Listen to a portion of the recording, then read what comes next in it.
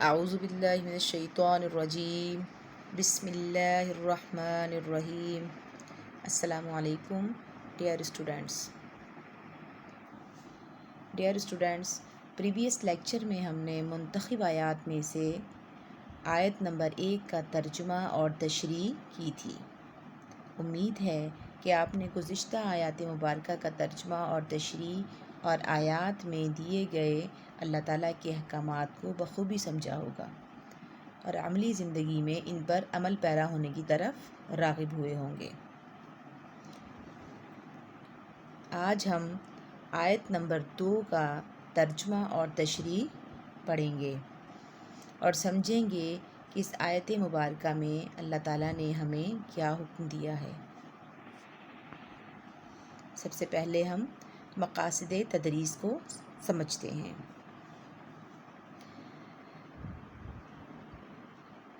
طلبہ کو سورۃ احزاب کا تعارف کروایا جائے گا۔ طلبہ منتخب قرآن آیات کی درست تلفظ اور مخارج کے ساتھ تلاوت کر سکیں گے۔ طلبہ سورۃ احزاب آیت نمبر 21 کا ترجمہ اور تشریح سمجھ سکیں گے اور ان میں بیان کردہ احکامات کی طرف راغب ہو سکیں گے۔ طلبہ رسول اللہ صلی اللہ علیہ وآلہ وسلم کے اسوہ حسنہ کی پیروی میں اپنی روزمرہ زندگی گزارنے کی طرف راغب ہو سکیں گے۔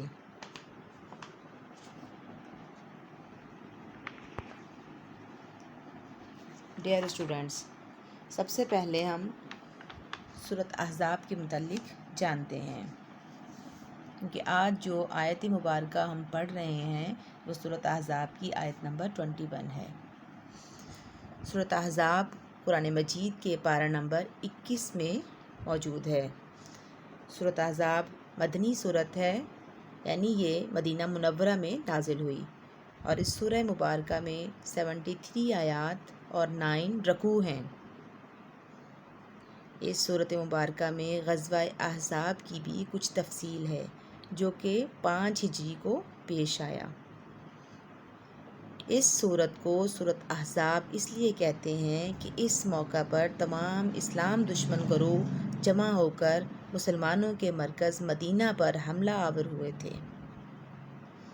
حزب کے معنی ہیں گروہ اور احزاب حزب کی جمع ہے،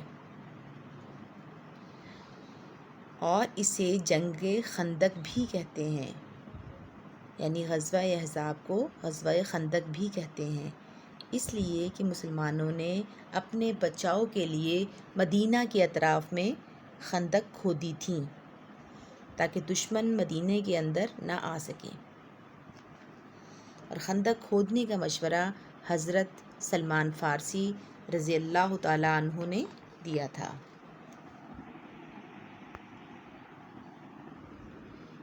ڈیئر اسٹوڈینٹس، سب سے پہلے ہم آیت مبارکہ کو پڑھتے ہیں اور اس کے بعد اس کے الفاظ معنی اور ترجمہ کرتے ہیں۔ بسم اللہ الرحمن الرحیم۔ لقد کان لکم فی رسول اللہ اسوۃ حسنہ۔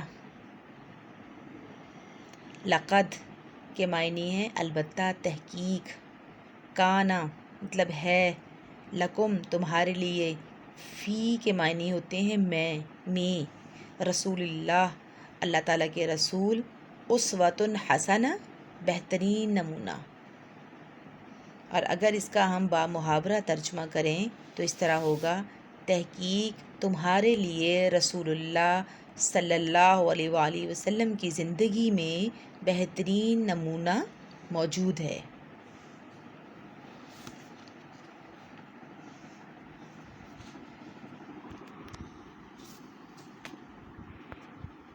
تشریح آیت مبارکہ۔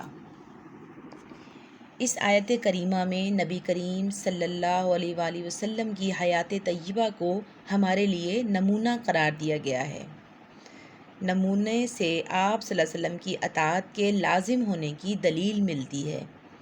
نمونہ کہتے ہی اس چیز کو ہیں جس کے مطابق دوسری چیز یعنی ہماری زندگیوں کو ڈھالنے کی ضرورت ہو۔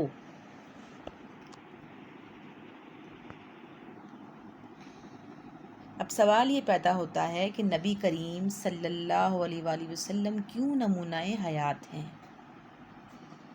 تو اس میں نمبر 1 ہے کہ آپ صلی اللہ علیہ وآلہ وسلم قرآن کی عملی تصویر ہیں۔ حضرت عائشہ رضی اللہ تعالیٰ عنہ سے پوچھا گیا کہ آپ صلی اللہ علیہ وآلہ وسلم کا اخلاق کیا ہے؟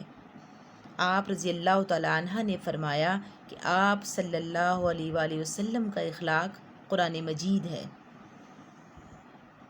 اور نمبر 2، آپ صلی اللہ علیہ وآلہ وسلم کا نمونہ حیات بھی ایسا نمونہ ہے جس میں دائمی یعنی ہمیشہ آنے والی رہنمائی موجود ہے۔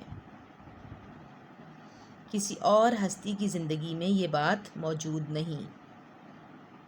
نمبر 3، آپ صلی اللہ علیہ وآلہ وسلم کی تعلیمات زندگی کے تمام شعبوں کا احاطہ کیے ہوئے ہیں، ذاتی زندگی ہو یا گھریلو زندگی سے لے کر بین الاقوامی معاملات، معیشت، سیاست، اخلاق، امن و جنگ کے بارے میں آپ صلی اللہ علیہ وآلہ وسلم کی تعلیمات موجود ہیں۔ آپ صلی اللہ علیہ وآلہ وسلم کی تعلیمات میں سے کوئی حکم ایسا نہیں کہ جس میں آپ صلی اللہ علیہ وآلہ وسلم نے عملی نمونہ پیش نہ کیا ہو، یعنی ایسا نہیں تھا کہ جو بات وہ کہہ رہے ہوں اور ویسا خود نہ کر رہے ہوں، یہ ویسا کرنا ممکن نہ ہو۔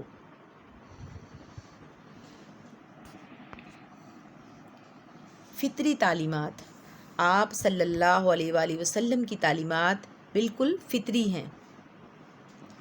غیر فطری کوئی حکم آپ صلی اللہ علیہ وآلہ وسلم کے ہاں سے نہیں ملے گا۔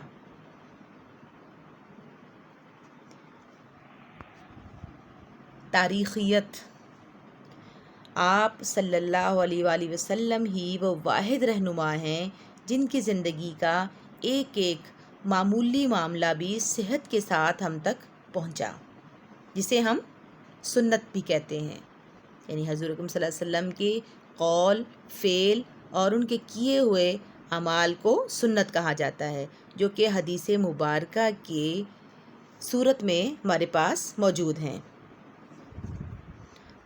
اور یقین سے کہہ سکتے ہیں کہ ہر واقعہ اور ہر بات بالکل درست ہے۔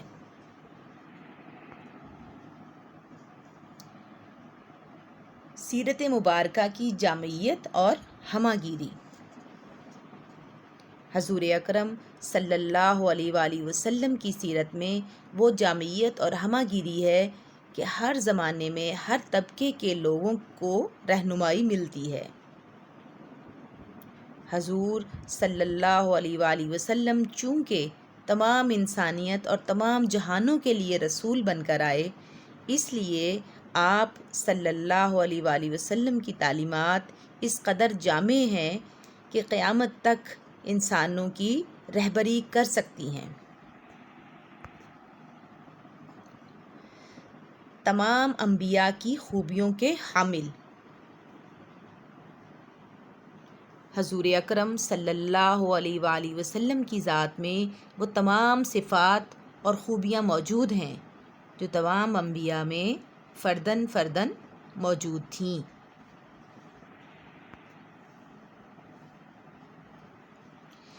زندگی کے تمام شعبوں میں رہنمائی، حضور صلی اللہ علیہ وآلہ وسلم کی حیات طیبہ سے زندگی کے تمام شعبوں میں رہنمائی حاصل ہوتی ہے۔ آپ صلی اللہ علیہ وآلہ وسلم نے قابل عمل اور قابل تقلید نمونے چھوڑے ہیں جو ہمارے لیے روشنی کے مینار کی حیثیت رکھتے ہیں، یعنی ہماری زندگی میں کوئی ایسا معاملہ، کوئی ایسا شعبہ نہیں ہے جس میں ہمیں کوئی مشکل پیش آئے اور ہماری رہنمائی کے لیے حضور صلی اللہ علیہ وسلم کا وہ عملی نمونہ موجود نہ ہو۔ مختلف حالات میں رہنمائی، انسان کے حالات سدا یکساں نہیں رہتے، ان میں تبدیلیاں ہوتی رہتی ہیں۔ حضور اکرم صلی اللہ علیہ وآلہ وسلم سیرت طیبہ سے ان بدلتے ہوئے حالات کے لیے رہنمائی ملتی ہے۔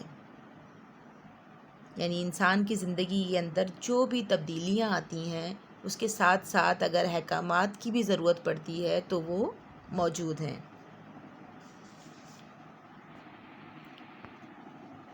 ڈیئر اسٹوڈنٹس، آج ہم نے سورۃ احزاب کی آیت نمبر 21 کو تفصیلاً پڑھا ہے۔ امید کرتی ہوں کہ آپ کو اس آیت مبارکہ کا مفہوم مکمل طور پر سمجھ آ گیا ہوگا۔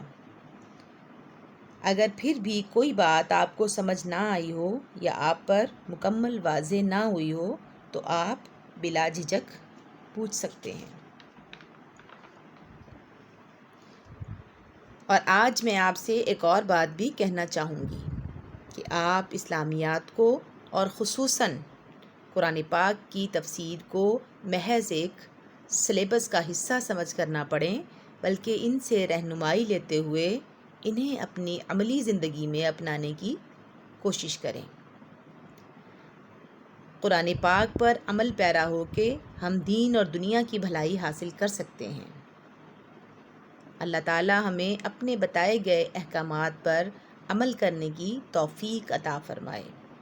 آمین۔ فی امان اللہ۔